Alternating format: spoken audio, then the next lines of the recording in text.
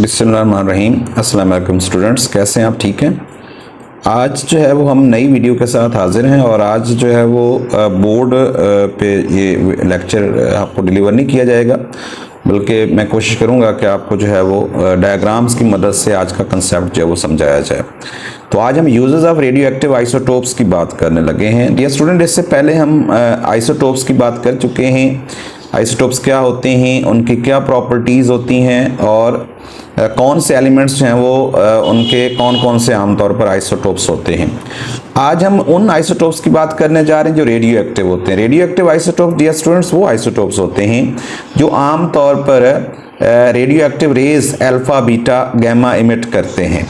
तो ये जो अल्फा बीटा गैमा रेज होती हैं, इनका हमारी रोज़मर्रा ज़िंदगी में क्या यूज़ है, इसको हम यहाँ डिस्कस करने की कोशिश करेंगे। और याद रखिएगा डियर स्टूडेंट्स, ये जो रेडियो एक्टिव आइसोटोप्स होते हैं ये हमारी रोज़मर्रा ज़िंदगी में कहाँ है, इनका सबसे बड़ा जो यूज़ है वो हमारा मेडिकल जो है वो डिपार्टमेंट में है। इसके अलावा हम इसको आर्कियोलॉजिकल और जियोलॉजिकल डिपार्टमेंट में इसका बहुत बड़ा इस्तेमाल करते हैं। केमिकल रिएक्शंस और स्ट्रक्चर्स को अंडरस्टैंड करने के लिए भी हम इसका बहुत बड़ा इस्तेमाल करते हैं रेडियो एक्टिव आइसोटोप्स का।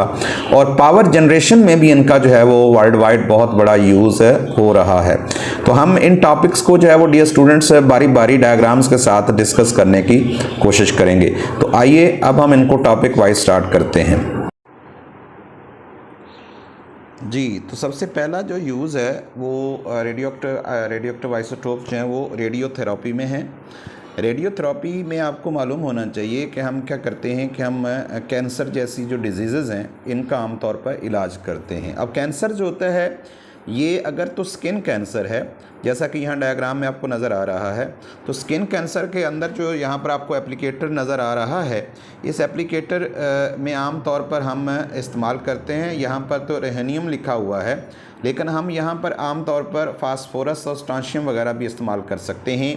क्योंकि ये जितने फास्फोरस हैं या स्ट्रॉन्शियम है ये आम तौर पर जो है वो लेस पेनिट्रेटिंग बीटा रेज खारिज करते हैं। और आप देखिएगा यहाँ पर स्टूडेंट्स कि यहाँ पर जो एप्लीकेटर है उसमें से क्या हो रहा है कि वो कंपाउंड हमने लिया है, उस कंपाउंड को हमने यहाँ पर क्या करना है, अप्लाई करना है। तो देखिएगा नीचे ये जो आपको ब्लू कलर के डार्ट्स नज़र आ रहे हैं ये बीटा रेडिएशंस हैं, और जिस एरिए में वो फैली हुई हैं वहाँ पर स्किन कैंसर है। तो ये जाके बीटा जो रेडिएशंस हैं, पार्टिकल्स हैं, ये क्या करेंगे, ये जितने यहाँ पर आपको ये नज़र आ रहे हैं जो स्किन कैंसर के सेल्स हैं उनको ये डिस्ट्रॉय कर देंगे डियर स्टूडेंट्स। तो इस तरह हम जो सरफेस पे कैंसर होता है उसमें हम आम तौर पर इसको इस्तेमाल करते हैं। जबकि अगर हम बात करते हैं कि अगर आपकी बॉडी के के तौर पर, यहाँ ये डायग्राम आपको दिखाई है मैंने, इस डायग्राम को अगर आप गौर से देखें तो यहाँ पर जो स्किन कैंसर वो ब्रेन के अंदर ट्यूमर्स हैं। अब ब्रेन के अंदर ट्यूमर्स के लिए हम आमतौर पर बीटा रेडिएशंस नहीं इस्तेमाल करते, इसके लिए हम आमतौर पर गैमा रेडिएशंस इस्तेमाल करते हैं, क्योंकि जो गैमा रेडिएशंस होती हैं ये आमतौर पर ज़्यादा पेनिट्रेटिंग होती हैं as compare to beta radiations. तो देखिएगा यहाँ पर हमने कोबाल्ट को जो है वो इस्तेमाल किया है, और आपको मालूम होना चाहिए कि कोबाल्ट 60 जो है ये अगर बॉडी के अंदर कहीं कैंसर है, जैसे मैंने यहाँ पर ब्रेन की आपको एक पिक्चर दिखाई है, उसके अंदर अगर कहीं पर ये बीमारी है तो फिर आमतौर पर हम गैमा रेडिएशंस के सोर्सेज को यूज़ करते हैं, जो कि आमतौर पर कोबाल्ट 60 होता है। आप देखें कोबाल्ट 60 से ये गैमा रेडिएशंस निकल रही हैं। उसके बाद आपको एक हेलमेट नज़र आ रहा है जिसके अंदर हमने लेंस लगाया हुआ, कंडेंसर, वो क्या करता है, उन सारी जो रेज़ हैं गैमा रेज उनको एक जगह पे फोकस करता है, और वो फोकस है कैंसर वाली जगह पे होता है, और जहाँ पर वो जो सेल होते हैं कैंसर के उनको वहाँ पर ख़त्म किया जाता है। तो इस तरह ये जो स्किन कैंसर है या विदन बॉडी कैंसर होता है, इसके इलाज के लिए हम आमतौर पर रेडियो एक्टिव आइसोटोप्स का इस्तेमाल करते हैं। मिसाल के तौर पर यहाँ पर हम जो हमारा गला होता है, यहाँ पर थायराइड ग्लैंड होता है, थायराइड ग्लैंड की वर्किंग को चेक करने के लिए और वहाँ पर ये देखने के लिए कि वो आम तौर पर ठीक काम कर रहा है या नहीं कर रहा है, या वहाँ पर गोइटर या गिलहट की बीमारी तो नहीं आ रही है, तो इसके लिए हम आम तौर पर आयोडीन 131 का यूज़ करते हैं। वो क्या करते हैं, वो आयोडीन 131 जो है मुंह के ज़रिए आप देखिएगा उसको वहाँ पर इनहेल किया जाता है, और जो कि आपकी बॉडी के अंदर जाके वो उस जगह पे अब्जॉर्ब होती है आम तौर पर, जहाँ पर जो है वो ये गोइटर जो है वो उसका कोई प्रॉब्लम होता है। तो यानी हम ये देख सकते हैं कि आपके जो ये वाली जगह है ये ठीक काम कर रही है या नहीं कर रही, यहाँ पर आपका गिलहड़ या गोइटर का प्रॉब्लम तो नहीं आ रहा है। तो उसके लिए आयोडीन 131 जो है मुंह के ज़रिए देखिएगा यहाँ पर उसको जो है वो इनहेल करवाया जाता है एक ख़ास मेथड के ज़रिए। इस तरह अगर बच्चों के अंदर बोन की ग्रोथ को चेक करना हो, मॉनिटर करना हो, तो उसके लिए आम तौर पर फिर हम टेक्नीटियम जो है उसको इस्तेमाल करते हैं और टेक्नीटियम का यूज़ करके बच्चों की जो बोन ग्रोथ है डियर स्टूडेंट्स उसको चेक किया जा सकता है। उसके बाद डियर स्टूडेंट्स हम देखेंगे कि रेडियो एक्टिव आइसोटोप्स जो हैं उनका आर्कियोलॉजिकल और जियोलॉजिकल यूज़ क्या होता है। तो आर्कियोलॉजिकल और जियोलॉजिकल जो यूजेस होते हैं डियर स्टूडेंट्स, आर्कियोलॉजिकल तो आपको मालूम होना चाहिए कि ये वो नॉलेज होता है जिसमें हम जो डेड ऑर्गेनिजम्स हैं उनकी एजेस का अंदाज़ा लगाते हैं। ये डेड ऑर्गेनिज्म से रिलेटेड जो है वो नॉलेज होता है। और जियोलॉजिकल नॉलेज जो होता है ये आमतौर पर ज़मीन का जो है वो उसके बारे में मालूमात होती हैं। तो आपको एक आपने टर्म सुनी होगी कार्बन डेटिंग की। कार्बन डेटिंग क्या होती है, यहाँ पर आपको डायग्राम में नज़र आ रहा होगा कि जितने ऑर्गेनिजम्स होते हैं उनके अंदर जो है वो कार्बन जो थर्ड आइसोटोप होता है, कार्बन के आपको पता है स्टूडेंट्स 3 आइसोटोप्स होते हैं जिसमें कार्बन 12 है, कार्बन 13 है और कार्बन 14 है। अब हमारी जो बॉडी होती है इसके अंदर कार्बन 14 मौजूद होता है और ये कहाँ से आता है ये आपको पता होना चाहिए कि ये प्लांट से हमारी बॉडी के अंदर आता है। प्लांट्स इसको कहाँ इस्तेमाल करते हैं, प्लांट्स जो होते हैं इसको फोटोसिंथेसिस के प्रोसेस में आमतौर पर इस कार्बन को इस्तेमाल करते हैं। और जब हम प्लांट्स का यूज़ करते हैं तो ये कार्बन हमारी बॉडी के अंदर चला जाता है। अब ये कार्बन जो है ये आम तौर पर कब अपनी वर्किंग शुरू करता है डियर स्टूडेंट्स। तो याद रखिएगा जब तक कोई ऑर्गेनिज्म ज़िंदा है उसके अंदर कार्बन की जो मिकदार है वो हमेशा जो है वो फिक्स रहती है। लेकिन जो ही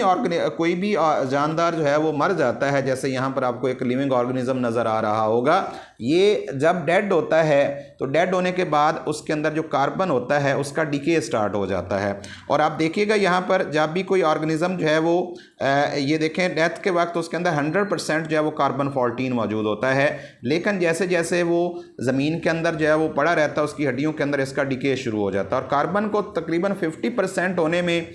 कितना साल लगते हैं, 5730 ईयर्स लगते हैं कार्बन को 50% होने में। और इसको अगर हम कहते हैं कि 25% होने में कितना टाइम लगता है तो वो आपको नज़र आ रहा होगा कि वो 11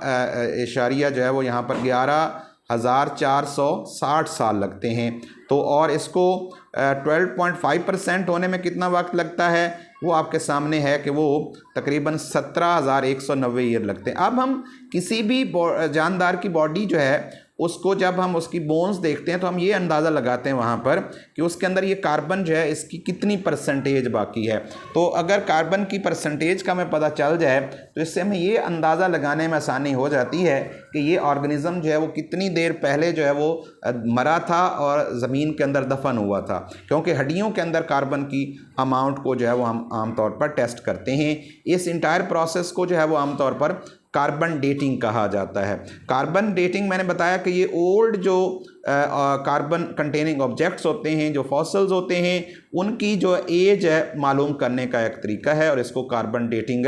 कहा जाता है। तो ये भी एक बहुत बड़ा इस्तेमाल है आमतौर पर इन रेडियो एक्टिव आइसोटोप्स का, जिसमें कार्बन 14 का जो है वो हमने जिक्र। डियर स्टूडेंट्स, एक और इनका इस्तेमाल जो है जो रेडियो एक्टिव आइसोटोप्स होते हैं वो केमिकल रिएक्शन और स्ट्रक्चर डिटर्मिनेशन में है। यहाँ पर एक केमिकल रिएक्शन जो है वो आपको डियर स्टूडेंट नज़र आ रहा होगा और ये केमिकल रिएक्शन जो हमने फोटोसिंथेसिस बायोलॉजी के स्टूडेंट्स हैं उन्होंने पढ़ रखा होगा, साइंस का कंसेप्ट है। फोटोसिंथेसिस जो होते हैं उनके अंदर ये देखने के लिए कि उसके अंदर जो ग्लूकोज की फॉर्मेशन होती है आमतौर पर वो किस स्टेज पे है, कितना जो है वो स्टेप्स हो चुके हैं और किस स्टेप पे जो है वो ग्लूकोज की फॉर्मेशन पहुंची है फोटोसिंथेसिस के प्रोसेस में। तो फोटोसिंथेसिस के आमतौर पर 2 फेजेस होते हैं, एक लाइट रिएक्शन का फेज़ होता है और एक डार्क रिएक्शन का फेज़ होता है। जो कार्बन डाइऑक्साइड प्लांट्स यूज़ करते हैं जिसमें कार्बन 14 होता है वो आमतौर पर डार्क रिएक्शन के अंदर उसका इस्तेमाल किया जाता है, जिसका नतीजा क्या होता है कि कार्बन डाइऑक्साइड, जैसा कि आपको एरो से नज़र आ रहा होगा कि कार्बन डाइऑक्साइड जो है वो किन के साथ है, यहाँ पर लिखा होगा रबिस्को जो है वो उसके साथ उसका एडिशन होता है और उससे वो जो 5 कार्बन कंपाउंड है वो 6 कार्बन कंपाउंड में कन्वर्ट हो जाता है। आगे 6 कार्बन कंपाउंड की स्प्लिटिंग होती है तो 3 कार्बन कंपाउंड जो बन जाते हैं। अब ये 3 कार्बन कंपाउंड 2 बनते हैं। इनमें से एक 3 कार्बन कंपाउंड जो है वो आमतौर पर है वो ग्लूकोज बनाने में इस्तेमाल हो जाता है और बाकी जो आमतौर पर 3 कार्बन कंपाउंड्स होते हैं ये आमतौर पर दोबारा 5 कार्बन कंपाउंड जो है उसको जनरेट करने में इस्तेमाल हो जाते हैं और इस तरह दोबारा उनके साथ जो है ऊपर से कार्बन डाइऑक्साइड में से कार्बन शामिल हो जाता है। तो ये अंदाज़ा लगाने के लिए कि अब जो है वो ये कार्बन किस स्टेज पे है, 5 कार्बन कंपाउंड्स बना रही है, 5 वाला कंपाउंड बना है या इसने 6 कार्बन वाला कंपाउंड बनाया है या अभी इसकी स्प्लिटिंग हुई है 6 कार्बन वाले कंपाउंड की या फिर उसमें से जो है वो एक कार्बन यूज़ हो गया है ग्लूकोज बनाने के लिए और बाकी कार्बन जो है वो किस स्टेज पे हैं, इसको चेक करने के लिए आम तौर पर जो है वो हम कार्बन 14 का इस्तेमाल करते हैं और इस तरह हम ये अंदाज़ा लगा सकते हैं कि जो रिएक्शन है वो किस स्टेज पर पहुंचा है।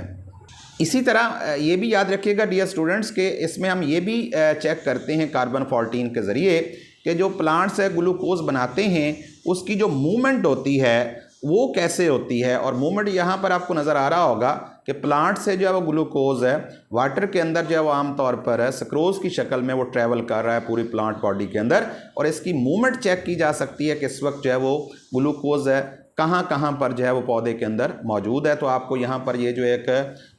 पिंक लाइन नज़र आ रही है इसके ज़रिए आप अंदाज़ा लगा सकते हैं कि जो ग्लूकोज है वो पौधे के किस किस हिस्से के अंदर मौजूद है। तो ये भी हम ऐसी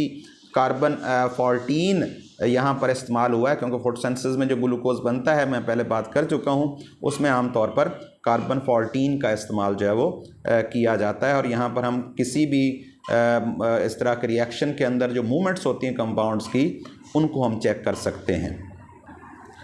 डियर स्टूडेंट्स एक और जो बहुत बड़ा इस्तेमाल है रेडियो एक्टिव आइसोटोप्स का उनमें यूरेनियम जो है 230 जो 4 होता है हमारे पास उसका इस्तेमाल है जिसके ज़रिए हम पावर जनरेशन करते हैं। अब पावर जनरेशन कैसे होती है यहाँ पर आपको एक डायग्राम के ज़रिए समझाया गया है कि जिसके अंदर जो है वो कंट्रोल ऑफ रॉड्स आपको फ्यूल नज़र आ रहा होगा और फ्यूल जो होता है वो आमतौर पर यही यूरेनियम जो है इसके अंदर लिया जाता है क्योंकि ये न्यूक्लियर रिएक्टर है। अब यूरेनियम से पावर जनरेशन कैसे होती है, यूरेनियम आपको नीचे एक डायग्राम यहाँ पर मैंने दिखाई है। इस डायग्राम को अगर आप गौर से देखें तो यूरेनियम 234 92 जो है प्लस उसके अंदर न्यूट्रॉन्स की जब बम्बारमेंट होती है तो उससे 2 स्मॉलर न्यूक्लियाई बनते हैं जिसमें एक बेरियम नज़र आ रहा होगा आपको और एक क्रिप्टॉन नज़र आ रहा होगा प्लस 3 न्यूट्रॉन्स के साथ बहुत बड़ी जो एनर्जी है उसका रिलीज़ होता है। ये जो एनर्जी है ये किधर इस्तेमाल होती है डियर स्टूडेंट, ये एनर्जी यहाँ पर मौजूद जो वाटर है उसको हार्ड करती है, गर्म करती है, जिसका नतीजा क्या होता है वो पानी जो है वो आमतौर पर स्टीम की शक्ल इख्तियार करता है और जब वो स्टीम बनता है तो वो स्टीम जाती है आगे टर्बाइंस के अंदर जनरेटर लगे होते हैं उनको चलाती है और जनरेटर का जो आगे ताल्लुक होता है वो आपको पता है वो इलेक्ट्रिसिटी जनरेशन से होता है, वो इलेक्ट्रिसिटी पैदा करता है और जो बाकी वो हार्ड स्टीम होती है वो नीचे चली जाती है कंडेंसर में, कंडेंसर दोबारा उसको कूलिंग टैंक के अंदर डाला जाता है और जिससे वो दोबारा ठंडी हो जाता है पानी और ठंडा होने के बाद दोबारा जब वो इस गैलन के अंदर या टैंक के अंदर पहुंचता है तो फिर इसको यहाँ से एनर्जी मिलती है, हीट मिलती है जिससे ये वाटर जो है वो दोबारा से कन्वर्ट हो जाता है स्टीम में और यूं जो है वो हम यूरेनियम को इस्तेमाल करके क्या कर सकते हैं